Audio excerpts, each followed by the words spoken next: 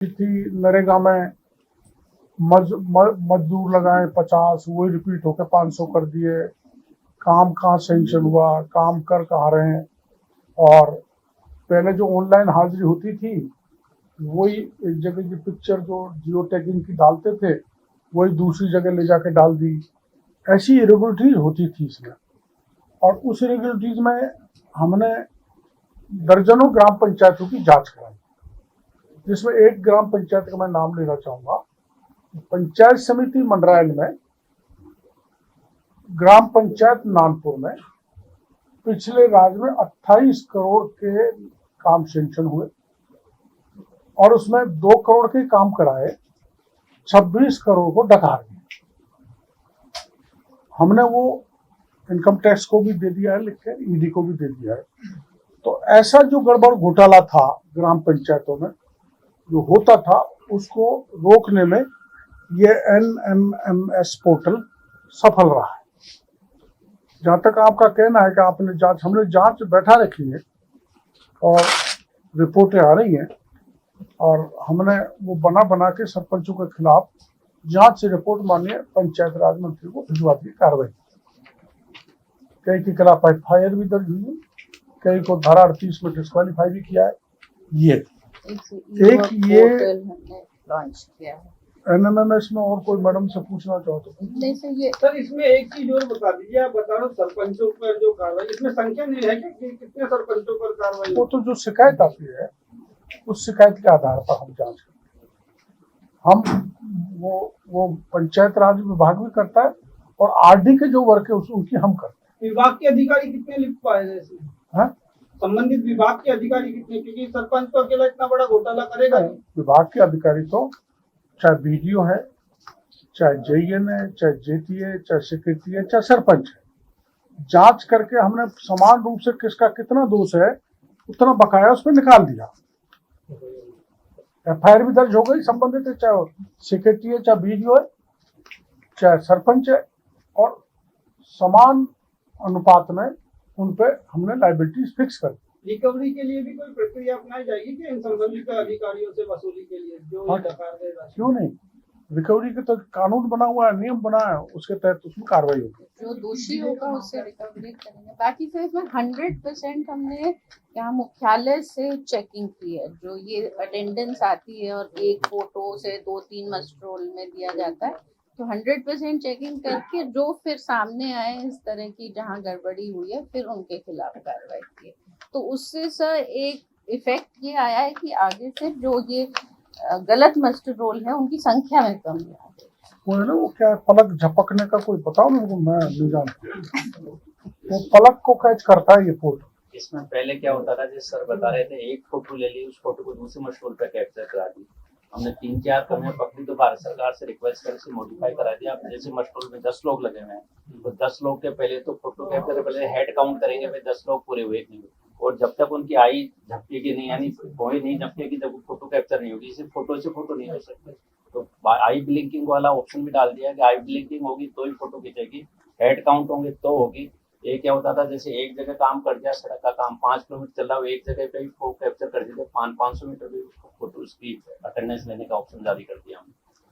तो इससे अभी जैसे सर बता रहे थे 2600 करोड़ की तो ये कमी वो है जो पेमेंट जाता वो गया ही नहीं हमारी चेकिंग के चक्कर से। ये तो सरकार के 2600 करोड़ बच गए, यानी ये तो जो हमारी मॉनिटरिंग सिस्टम से वो मशरूल पे इतने डिप्लॉय हुए ही नहीं। दरबार वो टाइम से रहो, 2600 करोड़ बच गए आप इस पोर्टल से।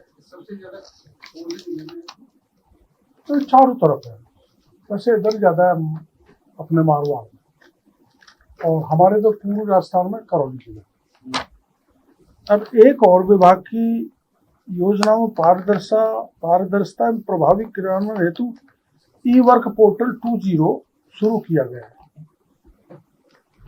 इसमें सभी योजनाएं प्लस MLA-लेड MP-लेड से इसमें ऑनलाइन अनुशंसा से कार्यों की स्वीकृति की जाएगी। इसमें सर जैसे जो रिकमेंडेशन है और पेमेंट तक पूरी प्रक्रिया अब ऑनलाइन हो जाएगी, तो पूरी पारदर्शिता है। कहीं पर भी अब MLA साहिबान से भी हम कह रहे हैं कि फिजिकल हमें रिकमेंडेशन ना दे, चाहिए, हमें ऑनलाइन चाहिए।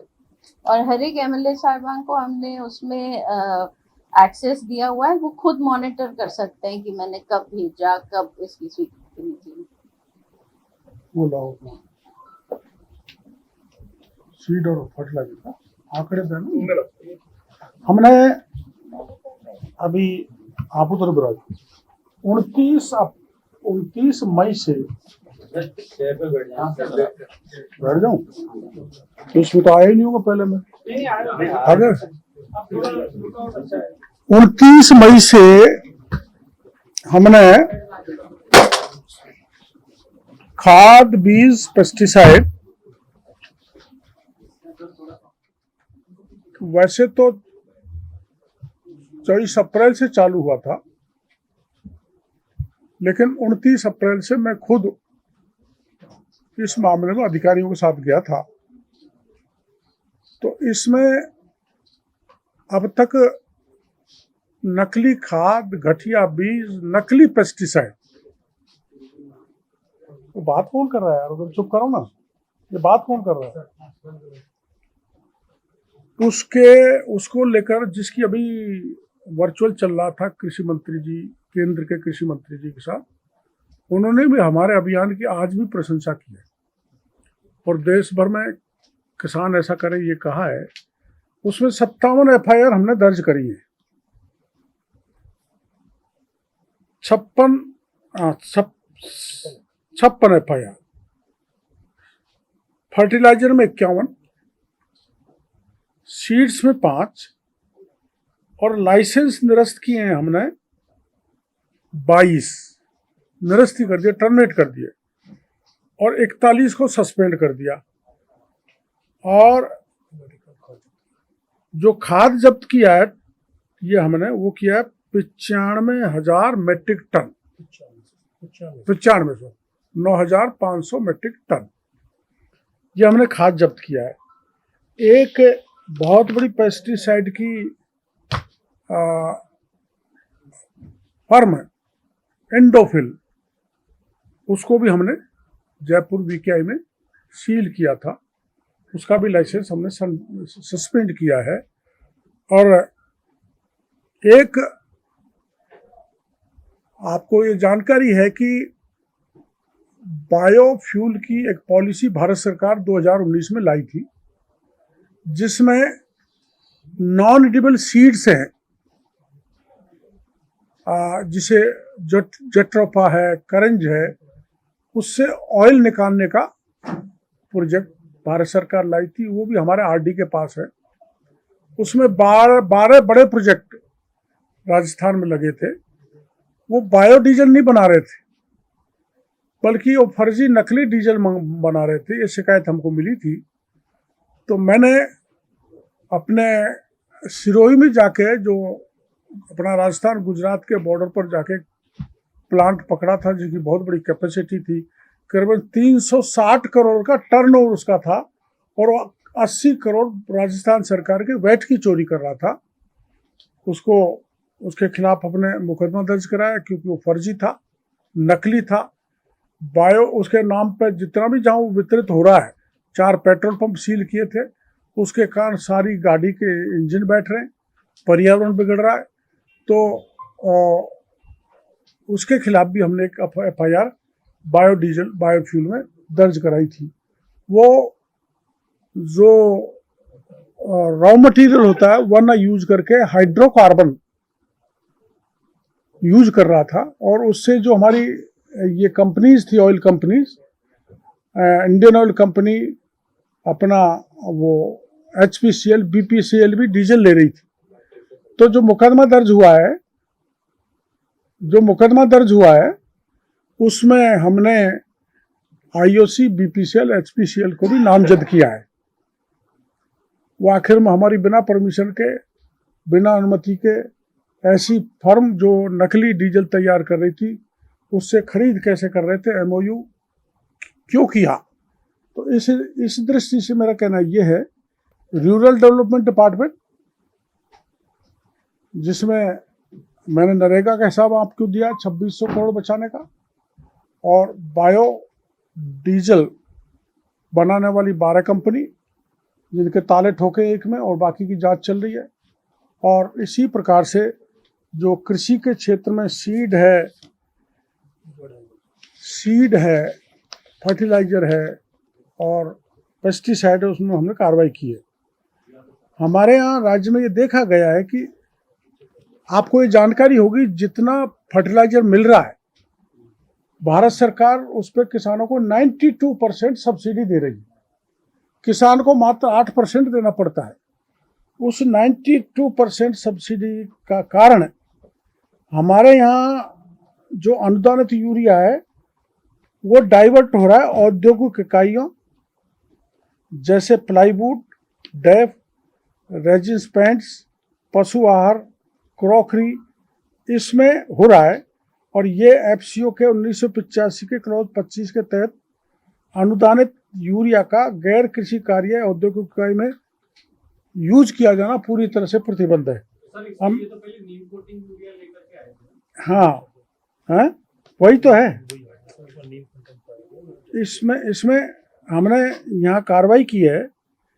इसके 74 नमूने का लिए हमने, जिसमें 4 नमूने नीम तेल पाया गया और 11 स्थानों पर सीज की गई और उसमें 621 मैट्रिक टन यूरिया जब्त किया है और 4 एफआईआर दर्ज किए हैं। आज हम केंद्रीय मंत्री जी ने हमको यही कहा है कि देश में किसानों का जितना फर्टिलाइजर विशेषकर यूरिया जा रहा है वो डाइवर्ट बहुत हो रहा है, उसको रोकने की जरूरत है। तो इसको रोकने के लिए हम एक कार्रवाई करेंगे रेकी करके, जिसमें आपको सबको बुलाएंगे। तो जो बड़े पैमाने पर यूरिया डाइवर्ट हो रहा है वो राजस्थान में एक मिसाल के तौर पर आपके सामने प्रकट करेंगे, क्या क्या कबाड़ा कौन कौन इन उद्योगों में कर रहे हैं और किसान के यूरिया को ले जा रहे हैं। और कोई सवाल करना है तो बताओ।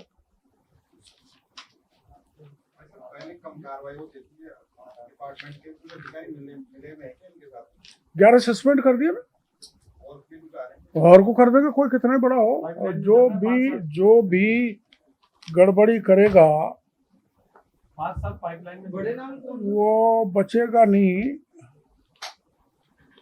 उनके खिलाफ कार्रवाई करेंगे। अभी ऊपर कागज का है जो मैं वहाँ लिख रहा था। खाद के संकट की खबरें आती है। खाद के संकट का कारण यही है कि डाइवर्जन बहुत ज्यादा हो रहा है। 12 कंपनियां जो खाद देने वाली हैं वही उनके भी आपने आंकड़े देखे तो माइनस में बड़ा ही आपसे वो छापे देने के बाद 2 तो बंद हो गई और अभी 10 चल रही है। उनकी जांच चल रही है क्योंकि विस्तृत जांच की आवश्यकता है, इसलिए उनको भी ताला ठोकेंगे जो नकली बना रहे हैं। खाद जो कंपनियां उनकी टैगिंग नहीं रख पा रही मंत्री जी। हाँ बिल्कुल, आपने सही कही है। केंद्रीय मंत्री जी ने अभी आज हमको कहा है, सभी राज्य के मंत्रियों को, कि टैगिंग इलीगल है, टैगिंग नहीं होनी चाहिए, ये रोकना राज्यों की जिम्मेदारी है। उसमें हम लगे हुए हैं। पूर्व मंत्री भी उसी क्षेत्र से आते थे, मंडाले सपोटा से, तो क्या उनका भी संरक्षण इस तरह से 26 सेकंड में बचाएगा? नहीं, अभी इसमें मैं ऐसा सीधा नहीं लगा सकता। अभी जांच चल रही है कई ग्राम पंचायतों की, और ये तो होता ही है, जहाँ का मंत्री होता है वहाँ के लोग आज़ाद हो जाते हैं और वो गड़बड़ करते हैं। ये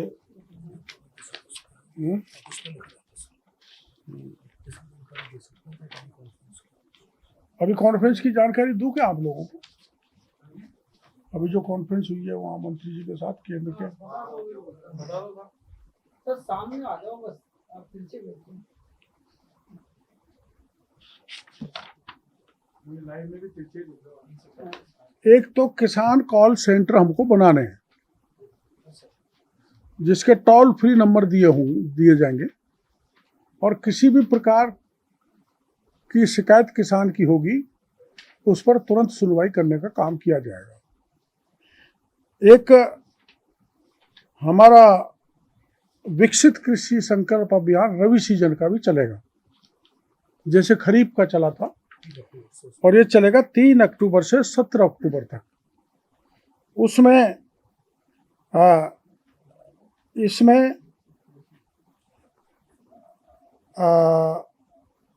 इसमें व्याख्यान होंगे 20 मिनट के, कुछ विशेषज्ञ बुलाए जाएंगे, agriculture, animal husbandry, horticulture, dairy, मत्स्य, इनके व्याख्यान करवाए जाएंगे।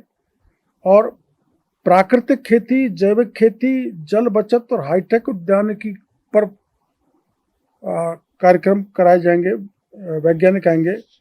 कार्यक्रम में सूचना प्रौद्योगिकी विशेषज्ञों की भागीदारी बढ़ाई जाएगी और एक कृषि पर चिंतन शिविर भी रखा जाएगा 2 दिन का। और हम प्रधानमंत्री जी ने एक राष्ट्रीय प्राकृतिक खेती मिशन की शुरुआत की है, जिसमें जयपुर में हम करीबन 550 कृषि वैज्ञानिकों, विभागीय अधिकारियों, प्राकृतिक खेती करने वाले किसानों को दुर्गापुरा में बुला रहे हैं। उसमें हम उससे 3000 किसानों को जोड़ के नेचुरल फार्मिंग, ऑर्गेनिक फार्मिंग की जानकारी देंगे। और ये जो बायो स्टिमुलेंट है, इस पर भी माननीय केंद्रीय मंत्री जी ने कहा था कि 30,000 बायो स्टिमुलेंट बिना वैज्ञानिक सलाह के बनाए सप्लाई किए जा रहे हैं देश में, उनको कम करना है। और छटनी कर लिए, करीबन 30,000 में से 6,000 ही वैज्ञानिकों द्वारा अप्रूव्ड है, बाकी 24,000 गड़बड़ थे। हमारे राजस्थान में 981 हैं जिनकी जांच चल रही है, और जो वैज्ञानिक तरीके से बायो स्टिमुलेंट नहीं बना रहे उनको बंद कर देंगे। और एक डिग्गी, अपने राजस्थान में डिग्गी बनती है गंगानगर इधर साइड में, इसमें पहले इसको ओआई में शामिल नहीं किया गया था, भारत सरकार ने हमें उसने शामिल करा दिया है, जिससे 60-40 के रेशो से सहायता किसानों को दी जाएगी। और ये हमारा जो राज्य है ये क्वालिटी कंट्रोल में देश में सबसे अग्रणी है, ऐसा केंद्रीय मंत्री जी ने आज कहा है। और पंजाब के मंत्री कृषि थे, वो भी ये कह रहे थे कि इसका असर हमारे यहाँ पड़ा है, और हम भी उसी कदम पर हमारे राज्य में क्वालिटी कंट्रोल पर काम कर रहे हैं। सर, डीएपी को लेकर भी कुछ रणनीति बनाई गई है कि कभी इस बार बम्पर बारिश हुई है और पैदावार के लिए जो किसान डीएपी लेके आए। कितना हेक्टेयर एरिया बढ़ गया अपने बुआई? 16,000 हेक्टेयर। अभी की राजस्थान में चूंकि आपने सवाल किया तो 16% बुआई का एरिया बढ़ेगा, तो डीएपी की डिमांड बढ़ेगी, यूरिया की भी डिमांड बढ़ेगी। वो हमने माननीय केंद्रीय मंत्री जी को जानकारी दे दी है, और ये भी बता दिया है कि डिमांड और सप्लाई में बड़ा गैप हो जाएगा।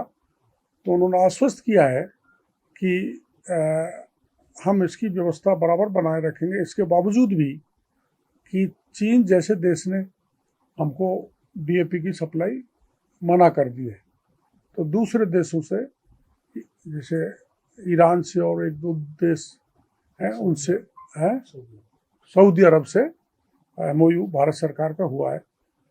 पर इसमें स्कार्सिटी नहीं हो, इसके लिए केंद्र के उर्वरक सचिव ने भरोसा दिया है कि आप डाइवर्जन रोकें और हम पूरी व्यवस्था करेंगे। मतलब एक सवाल है, अभी थोड़ी देर पहले अशोक गहलोत ने ये आरोप लगाए कि राजस्थान सरकार जो स्टूडेंट्स हैं, छात्र नेता हैं, उन पे लाठियां बरसा रही है। छात्र नेता ये चाहते हैं कि उनका जो चुनाव है, एक लाठी छात्रों पर नहीं बरसनी चाहिए। लोकतंत्र में कोई कानून को हाथ में लेता है तो कानूनी कार्रवाई होती है। और गहलोत साहब को मैं आपके द्वारा कहना चाहता हूँ, वो तो छात्रों पे बरसे, उन्होंने तो मेरे पे बरसाई थी, उदयपुर में बरसाई थी। मैं जब सीकर जा रहा था तो रास्ते में वहाँ मेरे पे बरसाई थी। छात्र चुनाव होने चाहिए, आप मानते हैं? छात्र चुनाव ये तो आप मुख्यमंत्री जी से पूछें, मैं कहने के लिए अधिकृत नहीं हूँ। मैं उलझा रहे हैं, बोलो। ड्रोन से कृत्रिम बारिश को लेकर के एक सवाल- हाँ, मेरा सवाल ड्रोन से कृत्रिम बरसात, क्या सवाल है आपको, बोलो। सवाल इतना सा है, आपने उस दिन कहा कि भीड़ के कारण ड्रोन नहीं उड़ पाया। नहीं, मैंने नहीं कहा। मेन कारण क्या क्या है? मैंने ये नहीं और कहा। दूसरा, आगामी जो अब आप ये कार्रवाई करेंगे, ड्रोन उड़ा करके जो प्रयास होगा वो कब देखो, होगा? क्या मेरे मीडिया के सामने होगा को या- तो जो वैज्ञानिक कह रहे हैं वो बात मीडिया के सामने मैं रख रहा हूँ। वैज्ञानिकों ने ये कहा था कि ये हम एक एक्सपेरिमेंट सिंबॉलिक कार्यक्रम रखना चाहते हैं। वो 400 मीटर की उड़ान वाला 2 किलोमीटर का वो कंटेंट ले जाने वाला ड्रोन था। उसको उड़ाने के बाद वो यहाँ जो करीबन 10,000 से 15,000 फीट तक की ऊंचाई के ड्रोन लाएंगे, लेकिन सिविल एविएशन की परमिशन अभी तक मिली नहीं। उन्होंने ये कहा जैसे सिविल एविएशन की परमिशन मिलेगी हम ऊपर बादलों को चीरने वाले ड्रोन लाएंगे। उस दिन जो ड्रोन लाया गया था उसको चारों तरफ से ऐसे घेर लिया था जैसे कोई भेड़ को घेर रहे हैं, और भेड़ यूँ बैठ जाती है कान तोड़ के। तो उस ड्रोन ने कान तोड़ दिया। और उसका कारण टेक्निकल उन्होंने ये बताया था कि ये जो इतने मोबाइल्स चारों तरफ थे, उन्होंने बताया, मेरे को मैं जानता भी नहीं था, वो टेक्निकली वो उड़ नहीं पाया, उड़ा तो धराशायी हो गया। लेकिन जब सारी भीड़ चली गई तो मैं वहीं था, 400-500 लोग भी मौजूद थे। वो उड़ा आसमान में, खूब पूरी तरह से उड़ा, वहाँ तक उड़ा के हम उसको देख भी नहीं पाए। तो ये तकनीकी कारण उन्होंने वैज्ञानिकों ने बताया। कंपनी कर्मचारियों से मेरी बात हुई है, उन्होंने ये कहा है कि 15 दिन और लगेंगे परमिशन मिलने। तो 15 दिन तक तो ड्रोन की कोई परमिशन नहीं है। 15 दिन ड्रोन जयपुर आएगा नहीं। अभी मेरी बात हुई थोड़ी देर पहले, वो कह रहे 15 दिन के बाद फुल हाइट पे 10,000 से ऊपर की हाइट की परमिशन मिलेगी तभी ड्रोन। हाँ, ये उन्होंने, मेरे को भी उन्होंने यही कहा है। मैं यही कह रहा हूँ, अगले 60 दिन में अपन को लगातार कोशिश करनी थी, और अगले 30 दिन तक अगर परमिशन नहीं मिलती उसके बाद मानसून के बादल चले जाएंगे तो अगले साल पे टल जाएगा। हाँ, ये हो सकता है, आपका कहना सही है। लेकिन मैं 18-19 को मैंने सिविल एविएशन मिनिस्टर से समय ले लिया है ताकि मैं खुद पहल करके परमिशन ले लूँ और अपना कार्यक्रम सफल हो जाए। वो तो होगा तभी जब परमिशन 10,000 फीट की ऊंचाई पे जाने के बाद ही परमिशन जयपुर मिलता है। सर, एक सवाल, ऐसा कहते हैं कि छात्र संघ का जो चुनाव होता है वो राजनीति की पहली सीढ़ी होता है। क्या वजह है सर आपकी सरकार चुनाव नहीं कराना चाहती? क्या ये सही बातचीत मानते हैं आप इस चीज को? देखो, ऐसा है, मैं 6 बार एमएलए बन गया, 3 बार मैं लोकसभा राज्यसभा में जिला प्रमुख भी रहा हूँ, लेकिन मैं छात्र राजनीति से बिल्कुल जुड़ा हुआ नहीं रहा हूँ। पर हाँ, छात्र राजनीति से बहुत लोग एमएलए एमपी मंत्री बने हैं, इसको नहीं नकारा जा सकता। लेकिन ऐसे बहुत से लोग हैं मेरे जैसे जो छात्र राजनीति से नहीं आए। कम से कम मैं तो आपके सामने उदाहरण हूँ, पर इस मामले में आपको कमेंट नहीं कर सकता क्योंकि ये उच्च स्तर पर निर्णय होता है। तो जो लोग पिछले राज्य में छात्र वो चुनाव को खत्म कर गए, वो किस मुंह से बात कर रहे हैं, हमारे समझ से बाहर है। उन्होंने क्यों रोका? सर, उन्होंने गलती की, आप भी वही गलती करेंगे? कई बार हो जाती है, कई बार ये गलती जो वो पहले वाले कर देते हैं हम भी कर देते हैं। वैसे रिपीट नहीं होनी चाहिए गलती, क्योंकि उसकी सजा गहलोत साहब कहते हैं लंबी पूरी होती है, इतिहास उसको बकसता नहीं है। तो सर, जिस लोगों पर तुमने खाद बीज की जो छापेमारी की थी उनमें से कोई जेल भी तो नहीं गया? नहीं, उसमें क्या है, कल ही मैंने ऐसे सोम से बात करी है, क्योंकि पुलिस का इन्वेस्टिगेशन का एक तरीका होता है, उसमें हम दखल नहीं डाल सकते। तो एसी सोम को हमने पत्र लिखा है, व्यक्तिगत बात भी की है कि ये सारी जो FIRs हैं उनको एग्जाई करके एक ऐसी कमेटी बना दी जाए जिसका SIT टाइप, जिसकी निगरानी में इनमें गति आवे। हम तो यही कह सकते हैं, क्योंकि अब मामला पुलिस के हाथ में, हमारे हाथ में तो ये था कि नकली बीज, नकली खाद, नकली पेस्टिसाइड उनको सील कर दिया, लाइसेंस मुख्यमंत्री जी ने कभी आप भी भरतपुर के हो, वो भी वहीं के, पूछो क्या चक्कर है। आप भी वहीं के हो क्या? नहीं, मैं तो मैं तो ढूंढाड़ का हूँ। आप एक गाँव बदलो तो आप भी वहीं के हो। नहीं, मैं ढूंढाड़ का हूँ, जयपुर जिले में हमारा। आप लोहागढ़ के हो। ठीक है, thank you.